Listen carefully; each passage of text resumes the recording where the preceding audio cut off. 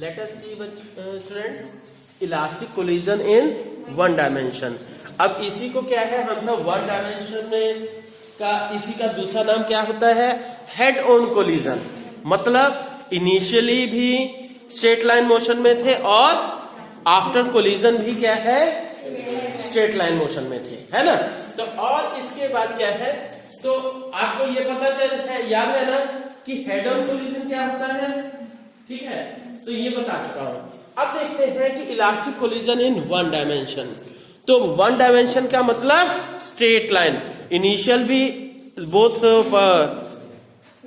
ये the objects were in, जैसे देख लीजिए, let us see, these are the interacting particles, या बॉडीज कर दीजिए, this is the, you can say 1, this one is the 2, ये it is moving with velocity u1, it is moving with velocity u2, मास इसका कर देते हैं m1 m2, ठीक। This is before collision, ठीक। और फिर सेकंड क्या है, आफ्टर कोलिजन के लिए बात करते हैं जी। ये आप मान सकते हो जैसे कि कैरम बोर्ड में, ठीक, या बिलियर्ड्स में। पर एक चीज ध्यान रखिएगा, कोई भी कोलिजन परफेक्टली इलास्टिक नहीं है। क्यों नहीं है? क्योंकि किसी भी कोलिजन, ऐसा कोई भी कोलिजन जिसमें कि साउंड, हीट, लाइट प्रोड्यूस हो रही है, तो then there will be loss of energy, ठीक है, and due to which that will be called inelastic collision, ठीक है। पर क्या है, जो एटम्स में वो क्या है कोलिजन्स होते हैं, उनको हम क्या है, इलास्टिक मानते हैं। Is that clear? Atomic theory के अनुसार।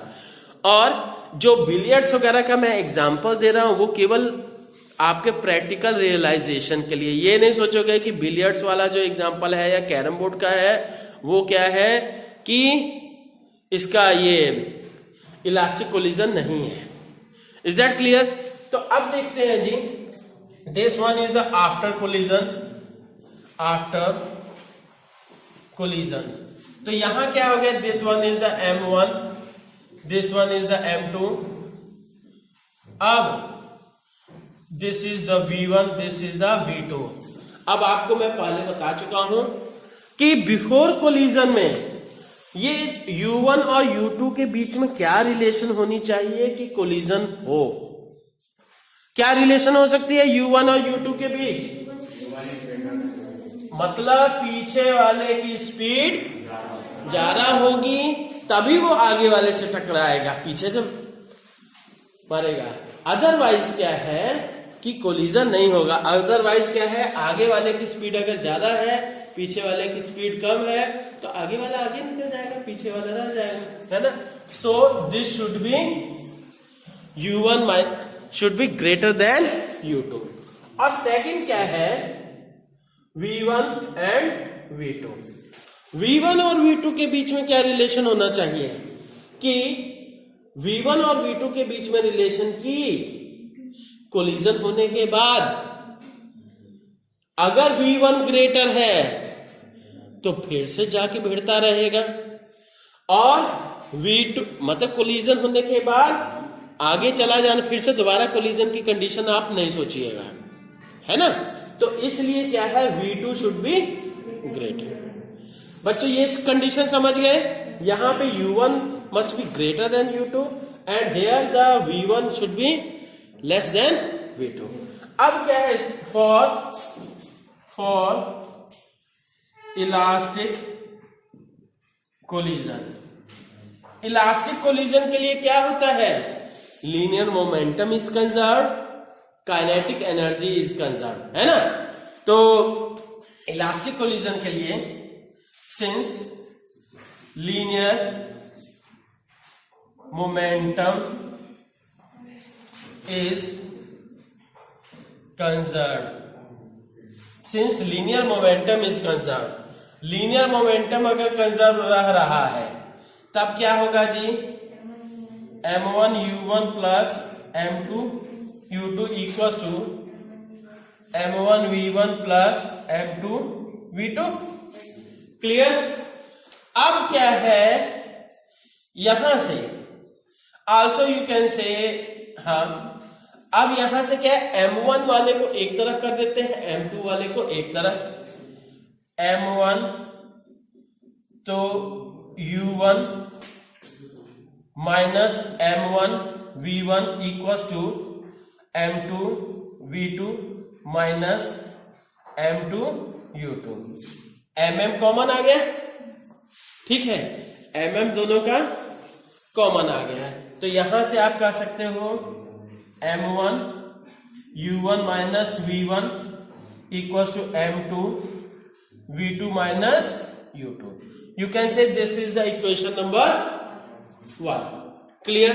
तो अब क्या है, since kinetic energy is also conserve, kinetic energy भी कंजर्व रहती है, तब क्या हो जाएगा जी, अगर काइनेटिक एनर्जी भी कंजर्व रहती है तो half m1 u1 square plus half m2 u2 square equal to half m1 v1 square plus half m2 v2 square.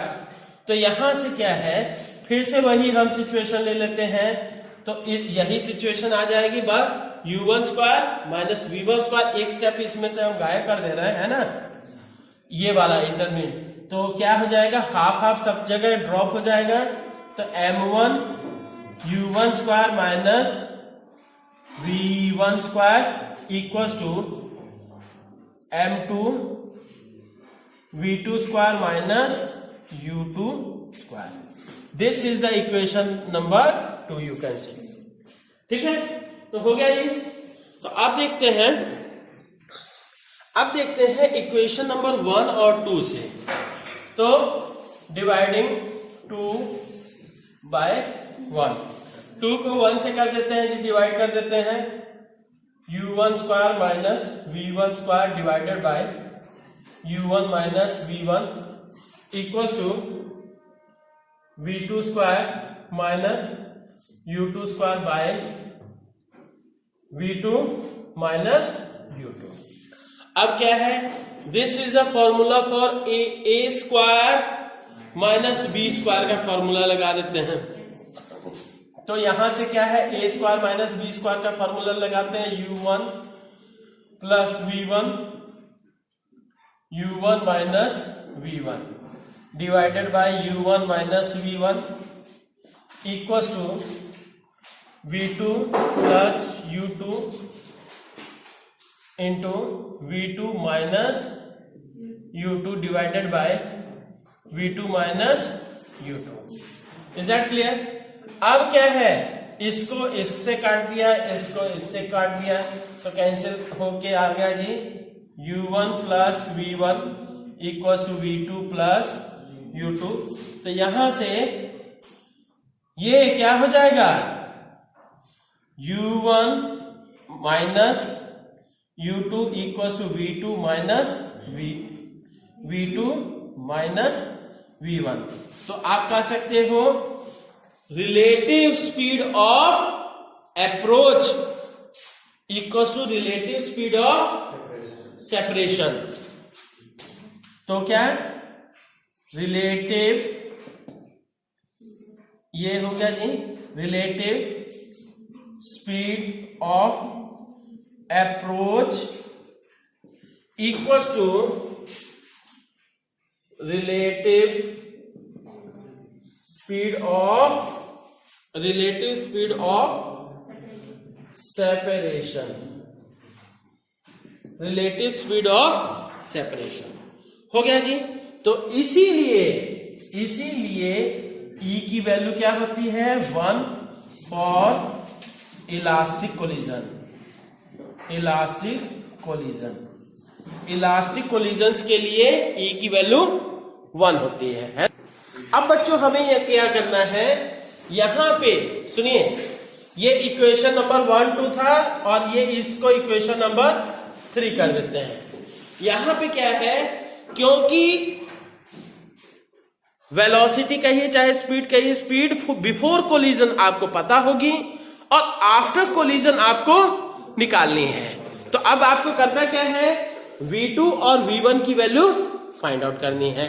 तो सबसे पहले क्या करते हैं जी, ये आप ये v1 की वैल्यू निकालने के लिए क्या है, v2 की वैल्यू करते हैं।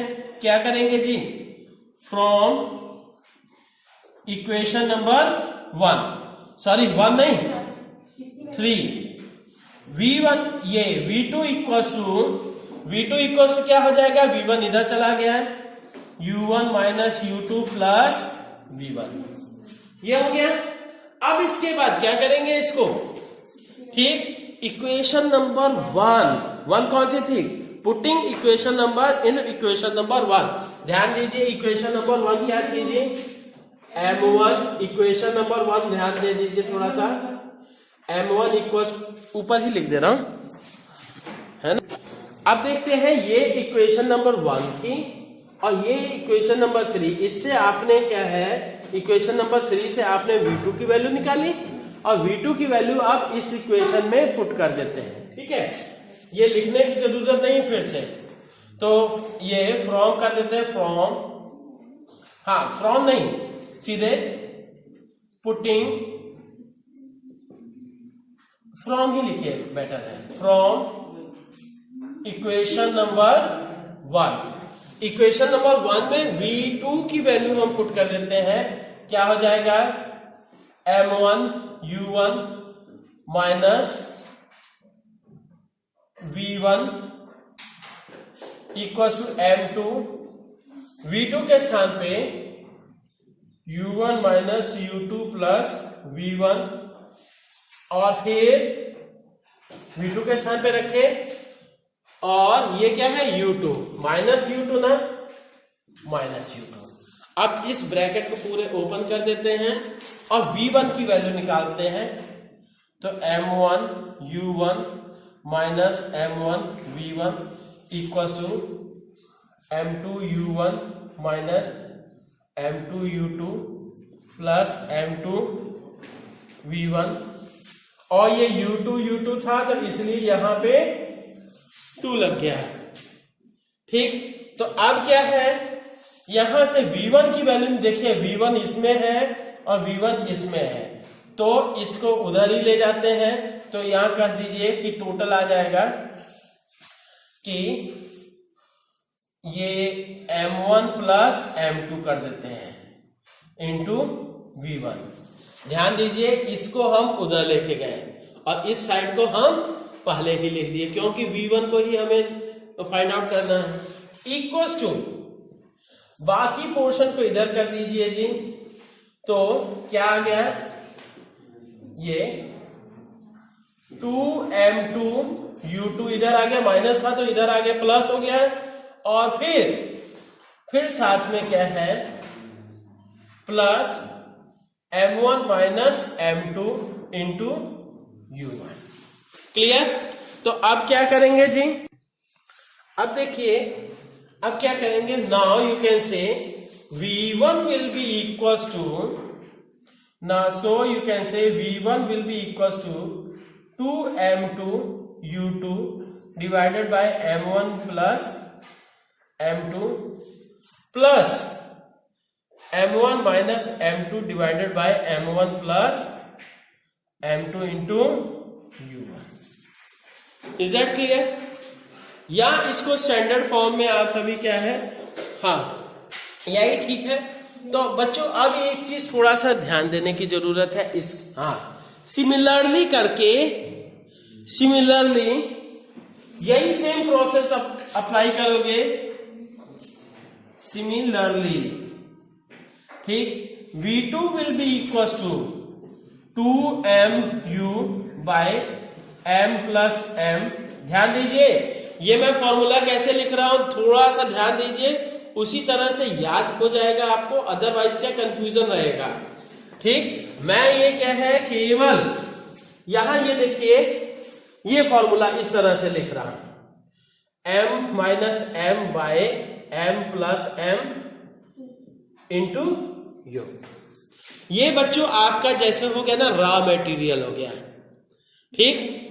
यहां पे क्या है 1 लिखा, तो इधर क्या है m1 माइनस वाले के साथ 1 लगेगा और दूसरे वाले के साथ 2 लगेगा, ठीक।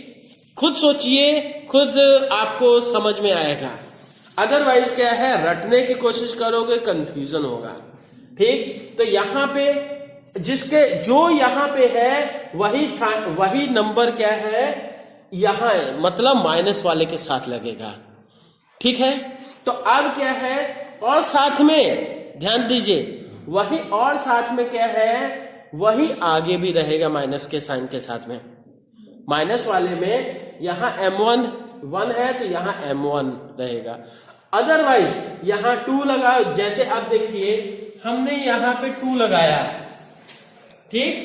V2 निकाला तो V2 के लिए यहां पे हमने U2 कर दिया और यहां U2 हुआ तो यहां U1 हो गया। ध्यान दीजिए अब ये U2 है तो आगे भी M2 होगा माइनस M1, और ये U1 है तो यहां 1 1 2 1 2। और बच्चों इस तरह से अगर याद करोगे 2 बार ये जो मेरे मेथड की 2 बार प्रैक्टिस कर लोगे आपको खुद में याद हो जाएगा और आपको रटने की जरूरत नहीं रहेगी, और क्योंकि रटोगे तो क्या कंफ्यूजन होके बेकार हो जाएगा, ठीक है। Let us discuss about the particular some special cases of collision, ठीक है। पर उससे पहले देख लेते हैं कि फॉर्मूला क्या लिखना है जी। हमने बताया ये 2m u by m1 plus m, फिर m minus m by m plus m, ठीक, इंटू u। अब ये क्या है फिर दूसरा v, फिर से इसी तरह से m u by m plus m plus m minus m plus m into u। ये हो गया बच्चों। अब इसमें क्या है कि आपको V1 का फॉर्मूला और V2 का फॉर्मूला लिखना है, ठीक है। या ये हमने V1 कर लिया जी, जो 1 इसका है तो वही इसके, जो ये है तो वही इसके साथ लगेगा, ध्यान रखिए। ये हो गया जी 1, यहां 1 हो गया तो ये अपने आप 2 हो गया। अब 1 है तो यहां पे 1 माइनस 2 होगा, 1 प्लस 2, ठीक है। तो ये U2 है तो यहां 2 होगा, 1 प्लस 2। क्लियर। इसी तरह से फॉर्मूला रटने की बजाय थोड़ा समझने की ये टेक्निक अपनाइए। इसी तरह से यहाँ पे 2 है तो ये 2 है तो ये भी 2 हो जाएगा, और फिर इसके बाद क्या है ये 2 है तो ये अपने आप 1 हम करते हैं। अब यहाँ पे 2 है तो यहाँ m2 माइनस m1 और ये m1 2 1।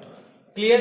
ये आपको याद होना चाहिए, चाहे मेरी टेक्निक से याद कीजिए चाहे आप अपने खुद से याद कीजिए, पर आपको याद होना चाहिए। अब हम देखते हैं क्या कि नेक्स्ट क्या है स्पेशल केसेस। स्पेशल केसेस, ठीक, इसी के बेसिस पे हम यूज करेंगे।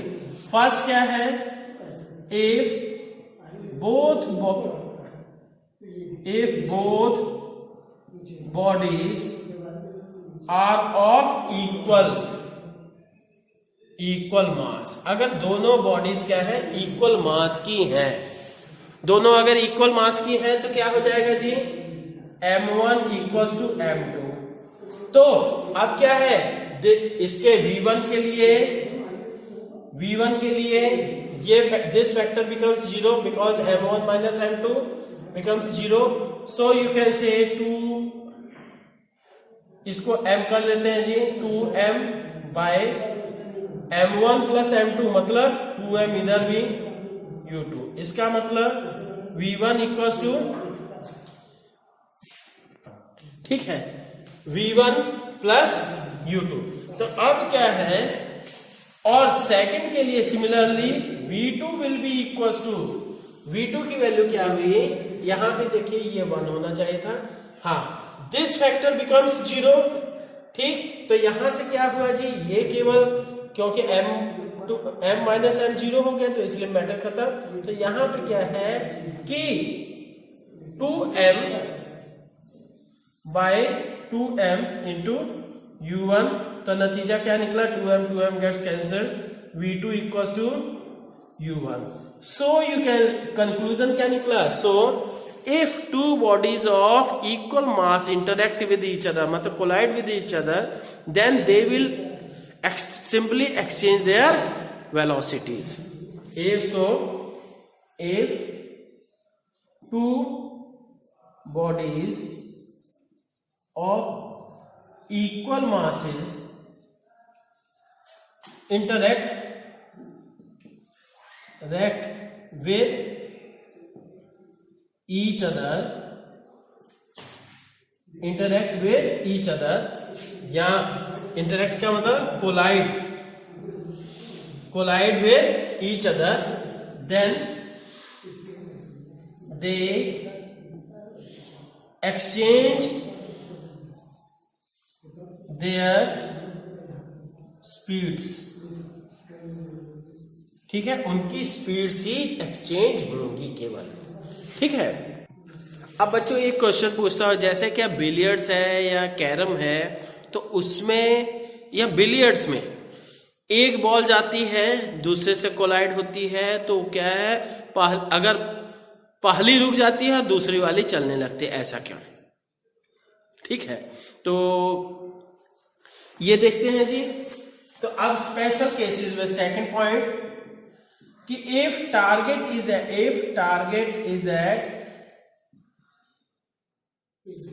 एट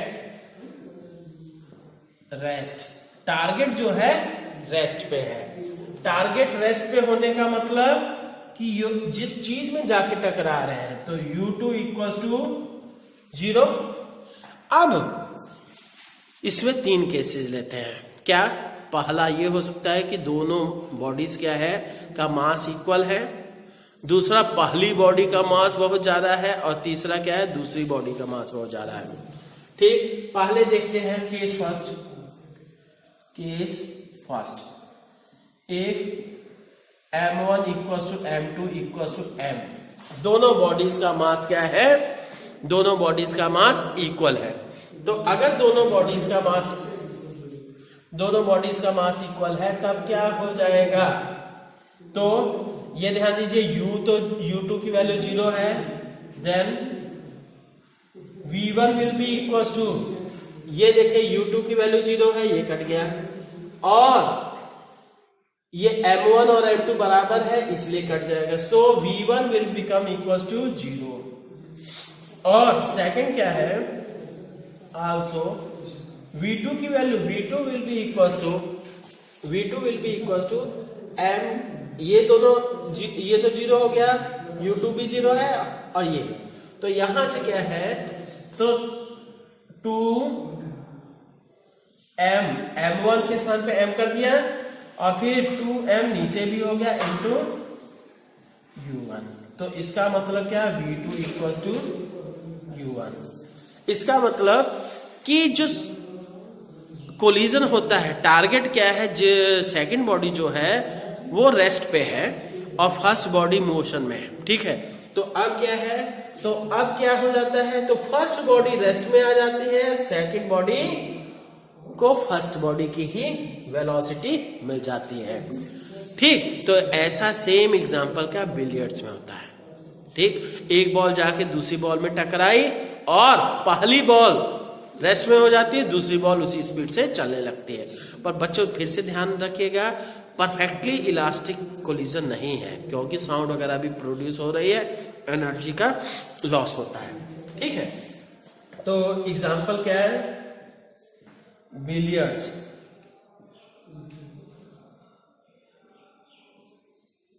बॉल्स, ठीक है। अब नेक्स्ट देखते हैं जी, अब ये केस सेकंड देखते हैं जी। उसी में सेकंड का क्या था, u2 मतलब टारगेट एट रेस्ट था ना, तो अब केस उसका second, case second, if M1 is very very large than M2। Example, railway track के ऊपर क्या है, कोई कार वगैरह है और ट्रेन आ रही है। ट्रेन का मास क्या है, उसके रिस्पेक्ट में बहुत बड़ा हो गया है ना। तब क्या करते हैं, ट्रेन, आप देखिएगा ट्रेन के साथ घिसटता नहीं, ट्रेन उसको उठा के फेंक देती है किसी भी चीज को। That is due to this, ये कंक्लूजन। तो क्या है जी, तो अब क्या है, सो M2 can be neglected. N2 को हम निग्लेक्ट कर सकते, M2 को हम निग्लेक्ट कर सकते हैं। तो अब क्या हो गया जी, M2 को हमने निग्लेक्ट कर दिया, तब क्या करेंगे, V1 will be equal to, ये देखिए U2 ये 0 हो गया, यहां से M1 बाय ये M1 इंटू U1। ध्यान दीजिए, क्योंकि M2 को तो हम निगलेक्ट कर दे रहे हैं, ठीक है, M2 को निगलेक्ट कर दे रहे हैं, और U2 जो है, जो कार है रेलवे ट्रैक पे, वो रेस्ट में है, ठीक, टारगेट। तो इसलिए इसका मतलब this is the M2 and this one you can से M2। तो since M2 is very very very very small, ठीक, सो निग्लेक्टेड।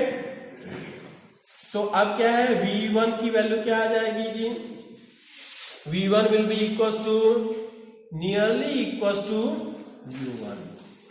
मतलब कि ट्रेन के ऊपर कोई इफेक्ट नहीं पड़ेगा, और ट्रेन क्या है, अपनी स्पीड से चलती जाएगी, पर कार वगैरह जो भी आ गया उसके रास्ते में उठा के फेंक देगी डबल स्पीड से। अभी देखते हैं कैसे डबल स्पीड आती है, ठीक है, इधर ही देख लेते हैं। हाँ, तो रुकिए जरा, देखते हैं। अब सेकंड केस देखते हैं। ये V2 की वैल्यू निकालने के लिए U2 0 हो गया, और यहां पे क्या है, 2M1 bye M1 plus M2 into U1। अब क्या है, सिंस M2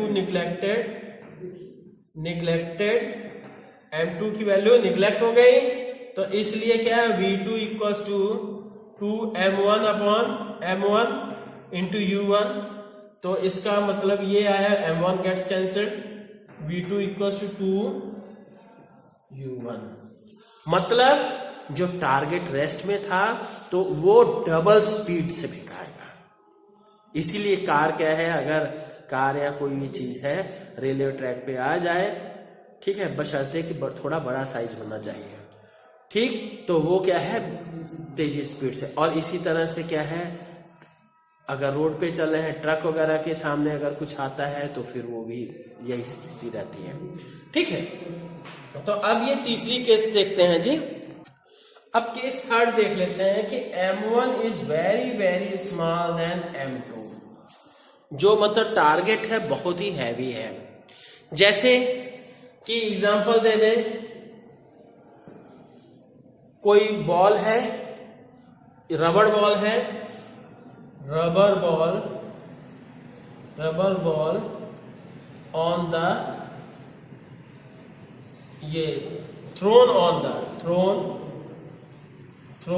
द वॉल, दीवार के ऊपर हम फेंक दिए, क्या होगा जी। तो अब रिजल्ट आपको पता है क्या होता है, बॉल उसी स्पीड से वापस आती है। तो कैसे देखते हैं, तो अब क्या है, now V1 will be equal to 2, ये U2 की वैल्यू 0 हो गई, और फिर अब क्या है, टारगेट रेस्ट में है ना दीवार, तो अब क्या है, M1 M2, तो यहां से M1 minus M2 bye M1 plus M2 into U1। तो सिंस M1 निग्लेक्टेड बहुत छोटा है, तो इसलिए v1 equal to minus m2 bye m2, तो u1 नतीजा क्या हुआ, m2 gets cancelled, v1 equal to minus, मतलब बॉल जो है will bounce back with same velocity. ठीक, और दूसरी चीज देखते हैं, अब बच्चों हम देखते हैं v2 की वैल्यू कितनी आएगी। v2 में u2 तो ये 0 है, और फिर ये फैक्टर, इस फैक्टर में क्या है 2m1 bye m1 plus m2 into u1। अब देखिए m1 gets neglected, no problem. तो अब क्या है, since m2 is very very large, बहुत ही लार्ज है, सो यू कैन से v2 बिकम्स ये क्या है u1 upon m2 becomes equals to nearly equals to 0। मतलब अगर दीवार पे आप मारते हो बॉल को तो दीवार में मोशन नहीं होगा, केवल हल्का सा वाइब्रेशन क्रिएट होगा। ठीक है, तो बच्चों ये हो गया है ना। Okay, thank you.